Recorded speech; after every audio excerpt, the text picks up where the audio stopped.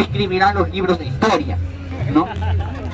Se sentarán a redactar los libros de historia de este país, Marta Chávez, ¿no?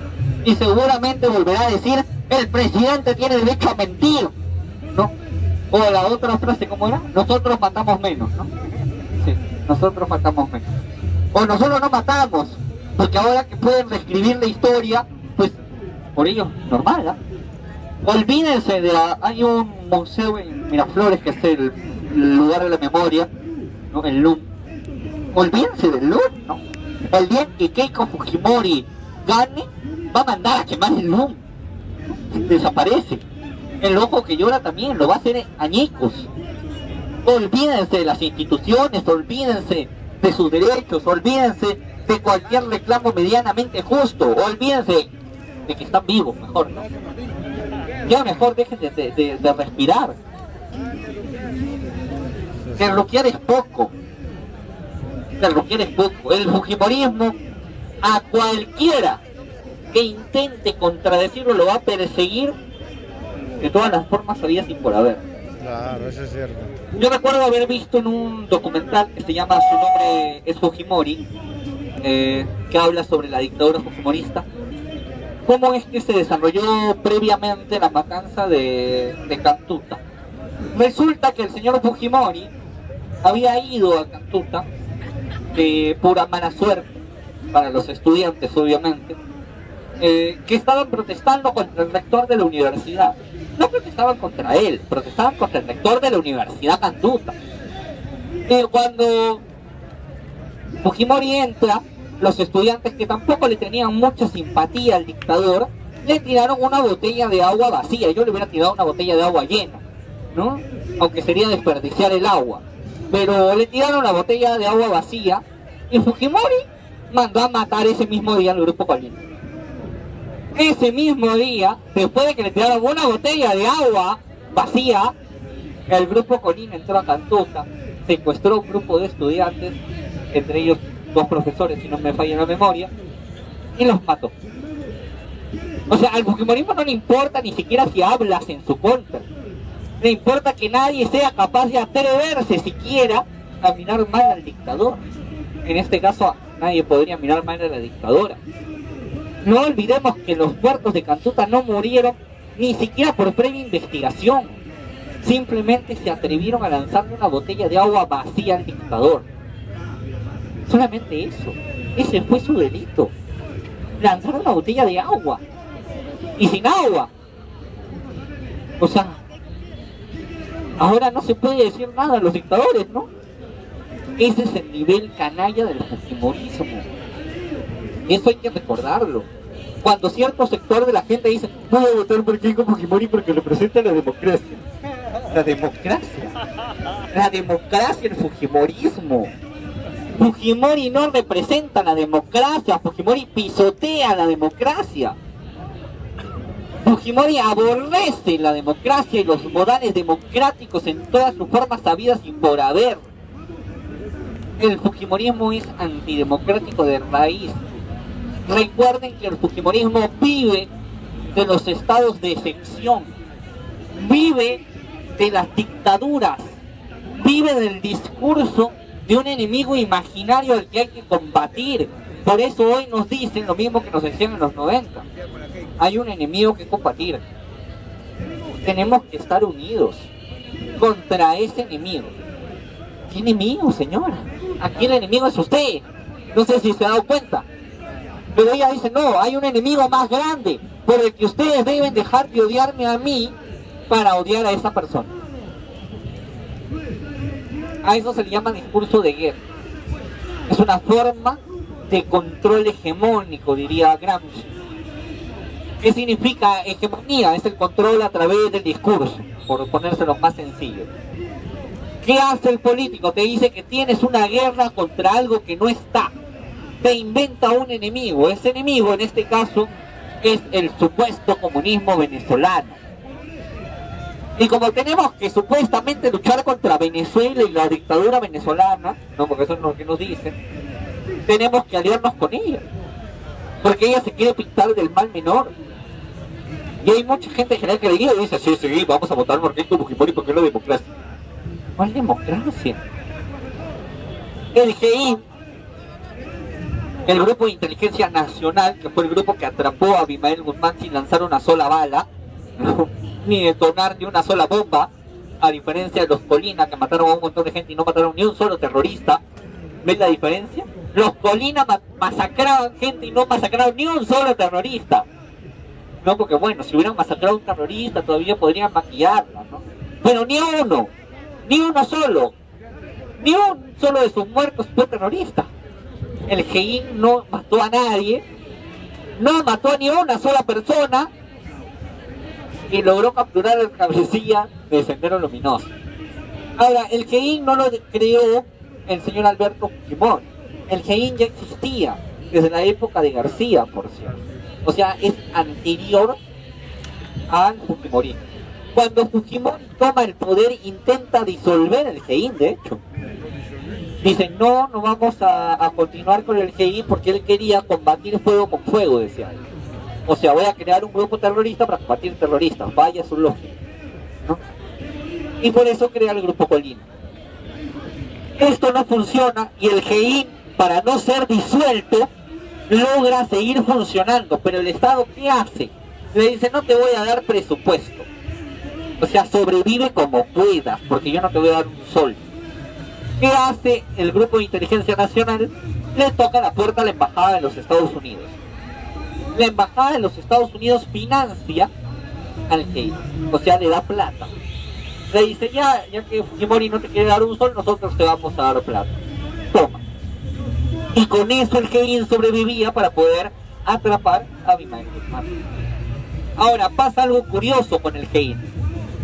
Según las declaraciones del propio jefe en torno del Grupo de Inteligencia Nacional, hubo 2 operativos para atrapar al señor Abimael Guzmán.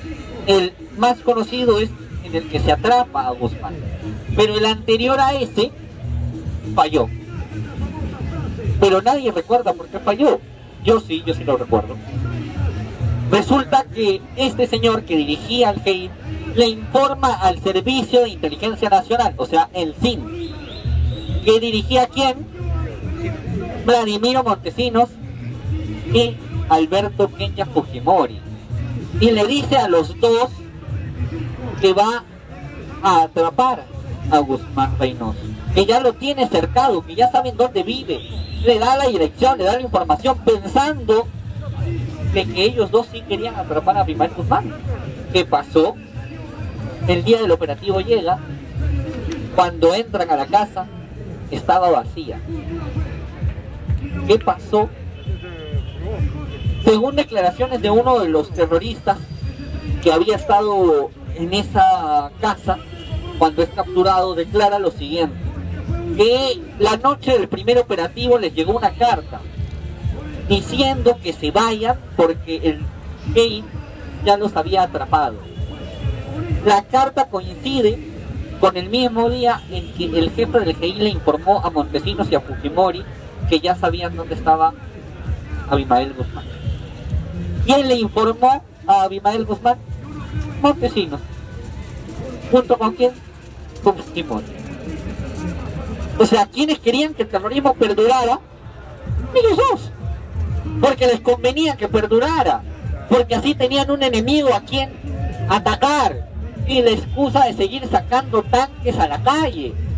Y de cerrar cuantos congresos se les dé la gana. Y de reelegirse cuantas veces se les dé la gana. Y que la gente viva con miedo a un enemigo supuestamente mayor, o mayor en este caso, para que ellos pudieran seguir desfalcando el Estado como les daba la gana. Cuando se descubrió los cadáveres de Cantuta y los cadáveres de Barrios Altos, Fujimori hábilmente dice que los muertos los había hecho Sendero Luminoso. O sea, la primera declaración que da Alberto Kenya Fujimori sobre las matanzas de Barrios Altos y Cantuta fue: no los ha matado el Estado, los mandó Sendero. O sea, le echó la culpa de esas dos masacres a Sendero. ¿Por qué? ¿Por qué lo hizo? Porque quería seguir creando caos y terror. Porque quería seguir con la idea de que Sendero no había muerto y así podían seguir haciendo lo que les daba la gana. Porque mientras la gente seguía pensando que existía pues bombas y una supuesta guerra magnánima, ¿no? Ellos podían seguir robando, seguir corrompiendo el Estado y seguir quedándose unos 20, 30, 40, 100 años más en el poder. Ese es el fujimorismo. Y algunos fujimoristas me dirían en este punto, oye, pero Keiko no tiene nada que ver. Me dirían, Keiko no fue presidenta, ¿no? Keiko no estuvo ahí. Bueno, primero Keiko fue primera dama, para empezar. Ahora un fujimorista me diría, bueno, pero es primera dama, ella no tenía cargo político, ¿no? Ella solamente es un adorno. Bueno, ya. Pero, ¿saben cuál es el problema? Que cualquier ser humano con un poquito de conciencia y dignidad, claro, después de haber visto todos los crímenes que su padre cometió, mínimo debió haber rechazado y despreciado a su padre. Así de sencillo. Si mi padre le robó al país todo lo que le robó, mandó a matar, a esterilizar, electrocutó a mi madre y se quedó en el poder descaradamente, yo no voy y lo defiendo. No se puede defender lo indefendible. Uno de los hijos de un mafioso bastante conocido, que es el señor Pablo Escobar, el hijo de Escobar desprecia a su padre, que lo ha declarado en la televisión colombiana. Dice que su padre fue un narcotraficante cruel, que mató personas. El hijo de un narco es capaz de reconocer los crímenes de su padre y rechazarlos, pero la hija del dictador en el Perú no es capaz de eso. Psicópata. La hija del dictador viene y dice, no, mi papá no fue un autócrata, mi papá no fue un dictador, mi mamá fue un presidente democrático. O sea, y encima dice, fue el mejor gobierno del Perú. Psicópata, psicópata. O sea, ni siquiera es capaz de reconocer las miserias del padre. Y ella quiere ser presidenta. Una mujer que reivindica los crímenes del padre no puede ser presidenta. Por eso es que el fujimorismo no se divide en Keiko, Kenji y Alberto. Fujimori es uno solo. Fujimori es lo mismo. Representa el continuismo de la dinastía instaurada por el dictador Alberto Fujimori, que si por él hubiera establecido el shogunato del Perú, ¿no? Y esto se hubiera vuelto, pues él se hubiera creído el emperador japonés del Perú, su hija la emperatriz y su hijito el futuro emperador, ¿no? Esto hubiera sido el shogunato del Perú, porque eso es lo que quiere el fujimorismo, permanecer en el poder todo el tiempo. La próxima vez que alguien les diga que va a votar por Keiko porque Keiko es democracia, recuérdenles la porquería que es el fujimorismo. Claro, eso es cierto. Recuérdenles cómo es que el fujimorismo ha destrozado todas las instituciones del Estado, al Estado mismo, la democracia misma. Todo es culpa de Fujimori.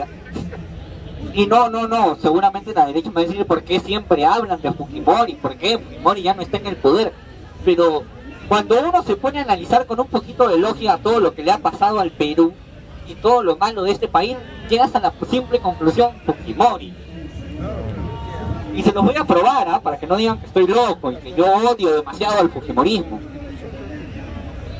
El Perú, según la National Geographic, tiene el peor tránsito en Lima, en su capital, el peor tránsito del mundo, después de la India.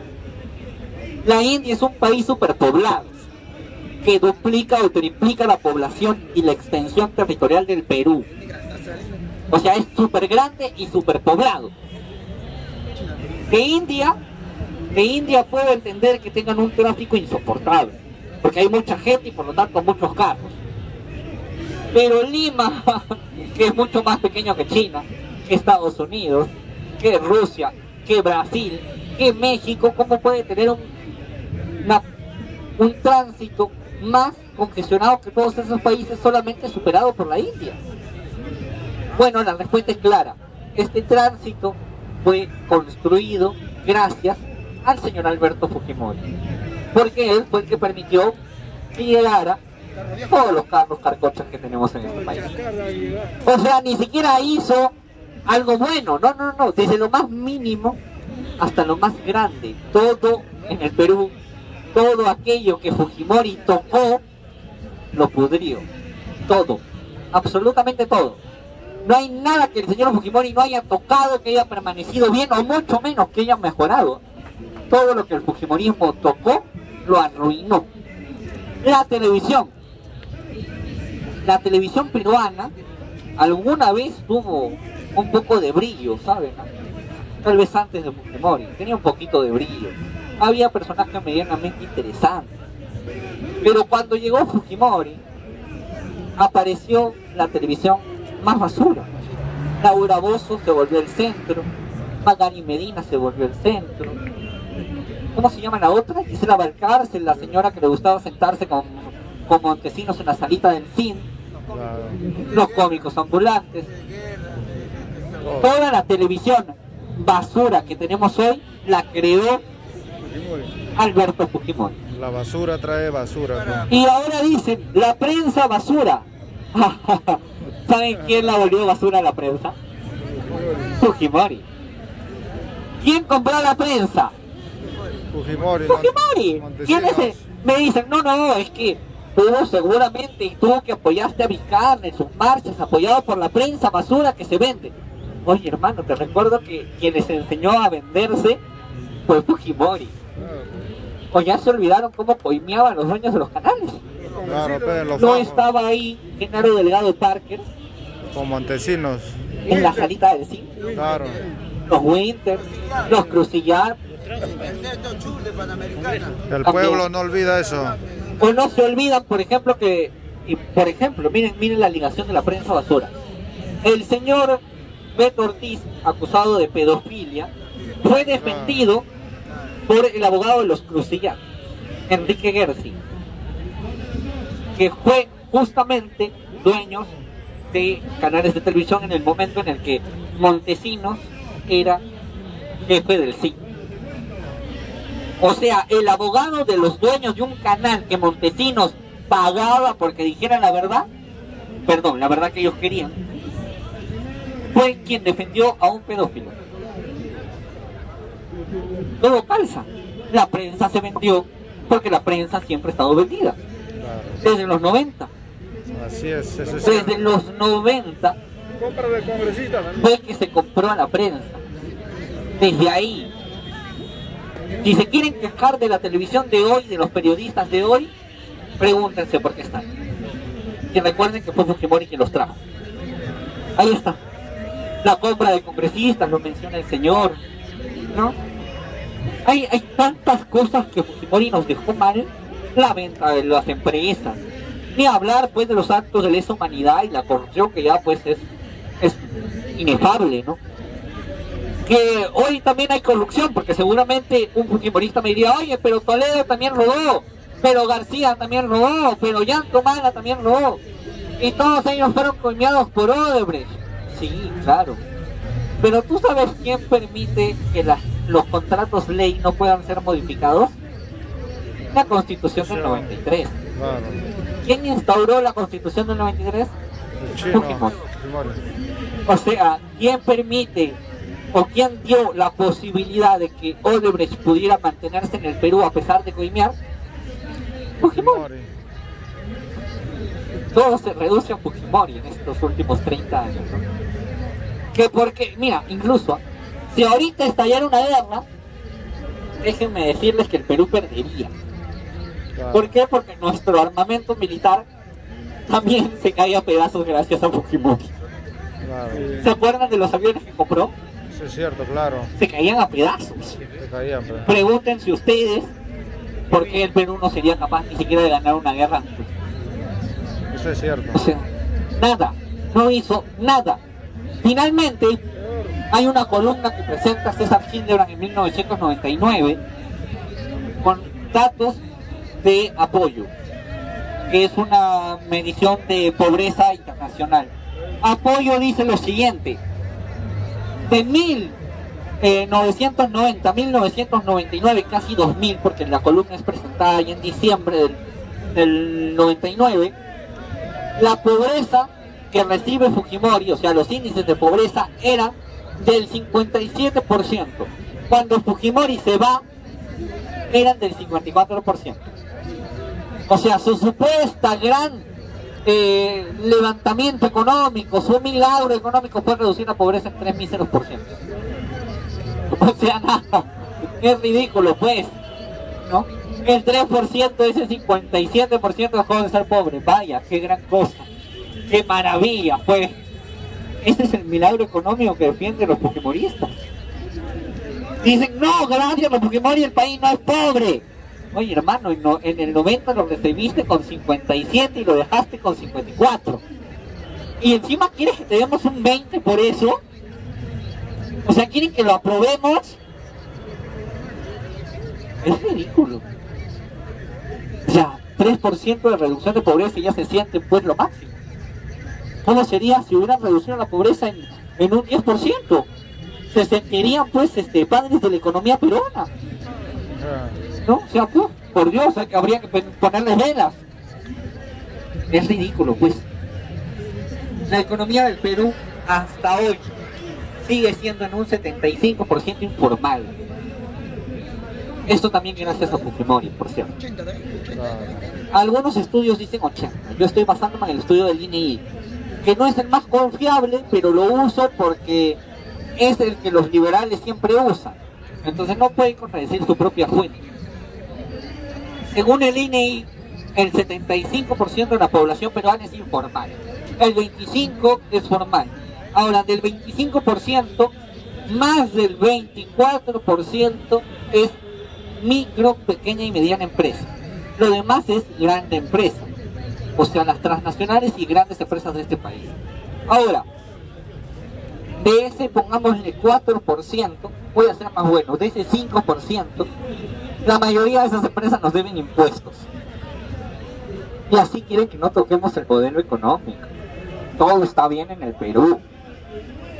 Sí, porque el capital es bastante alto. Sí. Señores, repito y con eso termino y paso para las preguntas, por si alguien quiere decir algo. La acumulación de capital no es desarrollo. No lo es. Es simple y burda acumulación de capital. Y no lo digo porque yo sea zurdo, comunista, rojo, etcétera. No. Vamos a ejemplos de países que no son de izquierda o que son máximos socialdemócratas. Pongamos el PBI de los Estados Unidos versus el PBI de Finlandia. Por un lado tenemos un país capitalista como los Estados Unidos, que arroja cifras de un PBI inmenso. Por otro lado tenemos a Finlandia, un país pequeño, que arroja un PBI menor, mucho menor que el de Estados Unidos. ¿Cuál de los dos países es desarrollado, o más desarrollado en este caso? Finlandia. Finlandia tiene índices de desarrollo más grandes que los de Estados Unidos y también tiene índices de educación mejor. La mejor educación del mundo no está en Estados Unidos, está en Finlandia. ¿Por qué? Si la teoría de los liberales y de la derecha bruta peruana fuera verdad, y solamente lo que contaría para medir la pobreza y el desarrollo fuera la acumulación de capital, es decir, el PBI, entonces Estados Unidos tendría que tener